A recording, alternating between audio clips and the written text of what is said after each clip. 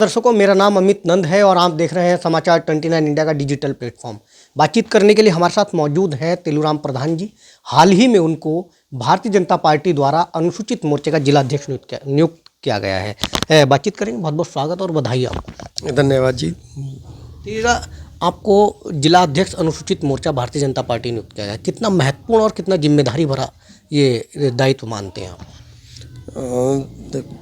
विश्व का सबसे बड़ा संगठन है भारतीय जनता पार्टी और उस संगठन में एक जिलाध्यक्ष बनना बड़ा महत्वपूर्ण है अपने आप में। और हमारे यहाँ अध्यक्षीय परंपरा है भारतीय जनता पार्टी में। और भारतीय जनता पार्टी का चाहे वो मोर्चे का भी अध्यक्ष है, उसकी भी अपनी वैल्यू है, उसके भी अपना अस्तित्व है।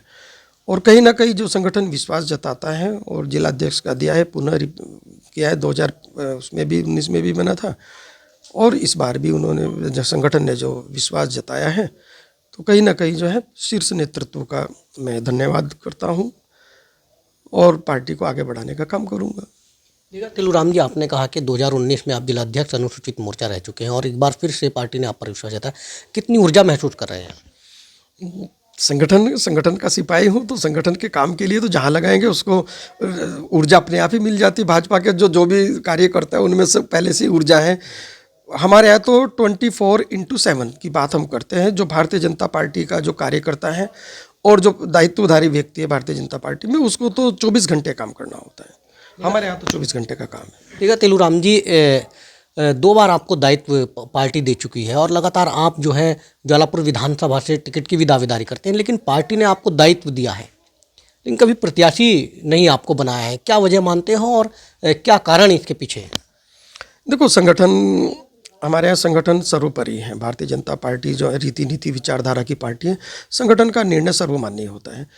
तैयारी करना, टिकट मांगना सबका अधिकार है। सब कार्यकर्ता जितने भी हैं सबका अधिकार है और किसको टिकट देना है वो संगठन का काम है। और हमारे यहाँ जिसको टिकट हो जाता है वो किंतु परंतु कुछ नहीं है, वही सर्वमान्य होता है। सर्वमान्य होता है तो जो भी ज्वालापुर विधानसभा से प्रत्याशी होगा वो सर्वमान्य होगा, आप भी उसके लिए काम करें। बस मुख्यतः तो हम कहते हैं कि भाई हमारा जो प्रत्याशी है वो कमल का फूल है, जिसके हाथ में भी वो होता है वही हमारा प्रत्याशी होगा और उसको लिए संगठन उसी के लिए लगता है। देखा, आप जिलाध्यक्ष नियुक्त किए गए हैं तो जो कार्यकारिणी विस्तार को लेकर के क्या कुछ तैयारियां हैं और किस तरह से चयन किया जाएगा कार्यकारिणी को लेकर? कार्यकारिणी तो समरसता वाली बात है। हमारे यहाँ से सभी जो हमारे अनुसूचित जाति वर्ग समाज में जो सभी वर्ग आते हैं सभी को सम्मान और सभी को महत्व दे करके और सभी का समाहित हो जाए उसमें कार्यकारिणी में, ऐसे विचार लेकर के पार्टी को बनाया जाएगा, कार्यकारिणी का निर्माण किया जाएगा। ठीक है, विपक्षी दलों की बात की जाए तेलूराम जी, तो लगातार आप अनुसूचित जाति से आते हैं तो लगातार जो है पार्टी भारतीय जनता पार्टी या सरकार या प्रदेश सरकार पर हमलावर विपक्षी दल रहते हैं कि जो है मुख्यतः रूप से जो है भारतीय जनता पार्टी की सरकार में अनुसूचित जाति के लोगों पर अत्याचार अन्याय बढ़े हैं। किस तरह देखते हैं, क्या ऐसा है? नहीं, ऐसा नहीं है। देखो, परिवार हैं। मैं तो कहता हूँ भारतीय जनता पार्टी भी परिवार हैं और हमारा जो भारत में रहने वाले सभी जितने भी वर्गों से समाज के लोग रहते हैं वो भी परिवार ही है। हम तो वसुधैव कुटुंबकम की बात करते हैं, तो सभी पर समरसता की हम बात करते हैं। तो क्या एक परिवार मान लो मेरा परिवार है, मैं भी अब परिवार में रहता हूँ, मेरा भी खानदान में, तो क्या परिवार में हमारे में कोई विवाद, कभी कोई मनमुटाव नहीं रहा होगा?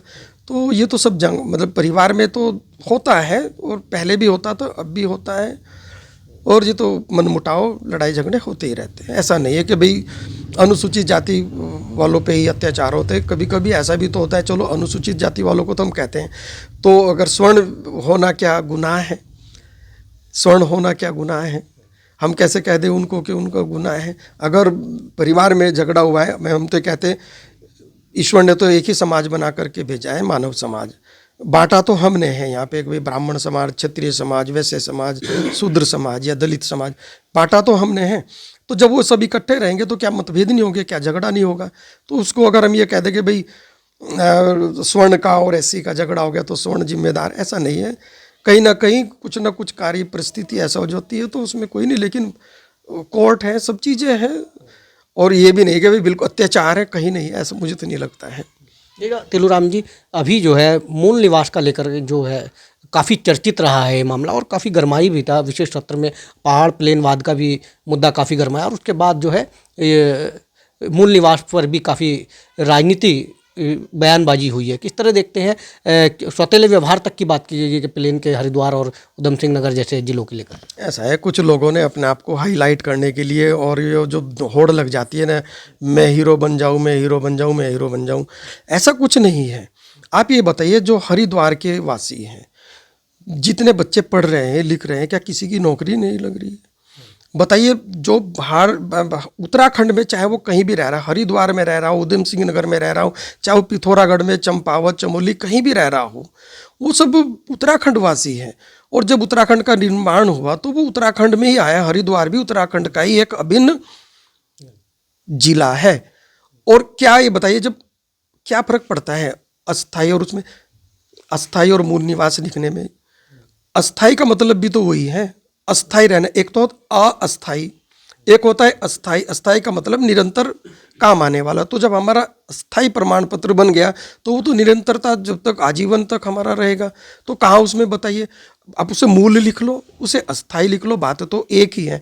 कुछ नहीं है, तो बांटने वाला काम कर रखा है कि भाई अभी पिछले जो एक मुद्दा लेकर के हरिद्वार को लेकर वो सांसद बन गए थे, तो कहीं ना कहीं ने तो विपक्ष वालों को कोई ना कोई मुद्दा चाहिए कि लोग हमारे साथ जुड़ जाए।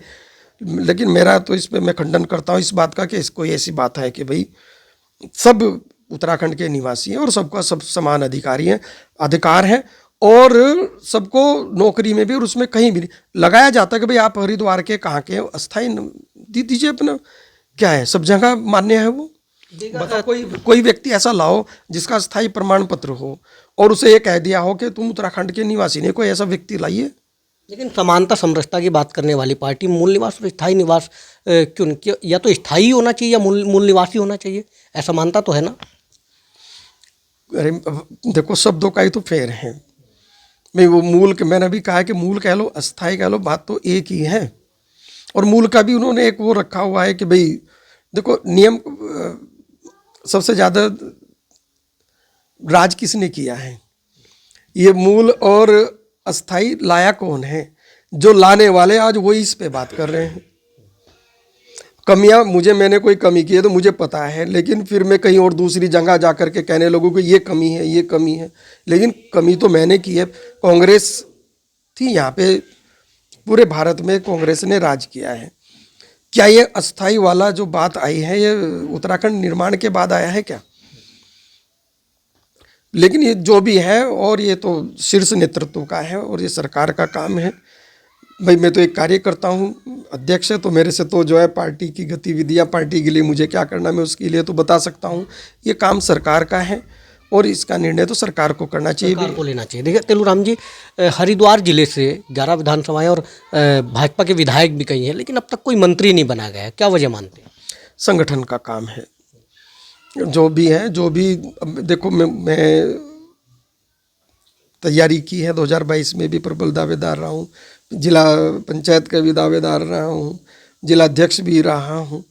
तो ऐसा नहीं है कि भाई अगर आपको मांगा और आपको मिल गया, तो संगठन जब भी निर्णय लेता है, अब देखो जिलाध्यक्ष बना दिया मुझको, तो संगठन की नज़रों में है। शीर्ष नेतृत्व का काम है कि संगठन का विस्तार करना और जो है सरकार में जो पद देने का काम है वो क्या है, वो संगठन का काम है, वो तय करेंगे। लेकिन सुना जा रहा है कि जल्दी विस्तार होने वाला है कैबिनेट का विस्तार होने जा रहा है। जी हाँ। कौन बन सकते हैं मंत्री? मुझे भी नहीं पता था, मैं जिलाध्यक्ष बन जाऊंगा तो मैं कैसे बता दूंगा कौन बनेगा। ये तो संगठन की अपनी रचना है, अपनी रूपरेखा, वो तो आंतरिक विषय है। आखिरी सवाल रहेगा तेलुराम जी, आपने कहा मैं प्रबल दावेदार रहा हूँ, प्रबल दावेदार होने के बावजूद भी पार्टी ने प्रत्याशी नहीं बनाया। ऐसा ना, कभी कभी बहुत सारी मजबूरियां रहती हैं, जातीय समीकरण भी मायने रखता है ना, वो भी देखना पड़ता है कि भाई क्या है। हमारा एक बड़ा वर्ग है, ऐसी समाज जो हमारा बड़ा वर्ग है, कहीं ना कहीं वो नाराज ना हो जाए, तो ये सभी वर्गों में समानता रहे, समरसता रहे, सभी को मिले, तो कोई बात नहीं। बताओ, जब उनको माननीय राठौर जी को टिकट दिया तो हमने कोई किंतु परंतु किया नहीं। हमारे यहाँ विरोध करने का है ही नहीं है। संगठन सर्वोपरि, संगठन ने जो निर्णय किया वो सर्वमान्य है, बस कोई किंतु परंतु नहीं हमारे यहाँ से। अच्छा, अभी बहुत सारी लंबी लाइन है प्रत्याशी की, उनमें सबसे प्रबल दावेदार किसको मानते हैं? वो संगठन का काम है। संगठन सब सब टिकट मांग रहे हैं, सब भाजपा के हैं, और किसको टिकट मिलेगा वो संगठन का काम है, क्योंकि भाजपा जो है अपना सर्वे कराती है और सर्वे के आधार पर ही टिकट तय होता है। जनता में से जिसका नाम जाएगा कि भाई ये जिताऊ कैंडिडेट है और इसको टिकट मिलना चाहिए, जनता मांग करेंगी। मैं तो जनता से आपके माध्यम से निवेदन करता हूँ, अपनी ज्वालापुर विधानसभा की ही नहीं बल्कि पूरे हरिद्वार जिले के लोगों से मैं हाथ जोड़ कर के निवेदन करता हूँ कि कहीं ना कहीं मेरे नाम का भी प्रचार प्रसार करें, ताकि हमारे यहाँ से जो है वो सर्वे का है, तो सर्वे में जिसका भी नाम जाता है, जिसे भी जनता पसंद करती है, टिकट उसी को होता है, वही प्रत्याशी होता है। चलिए, बहुत बहुत धन्यवाद समय देने के लिए। देखिए, हमारे साथ थे तेलूराम प्रधान जी, जो अभी हाल ही में यानी कि नवनियुक्त जिलाध्यक्ष अनुसूचित मोर्चा भारतीय जनता पार्टी बनाए गए हैं और काफ़ी बड़ी जिम्मेदारी उनको दी गई है। हालांकि वो लगातार ज्वालापुर विधानसभा से टिकट की दावेदारी करते हुए इस बार फिर से वो टिकट के दावेदारों में है। कैमरा पर्सन के साथ अमित नंद, समाचार 24 इंडिया, हरिद्वार।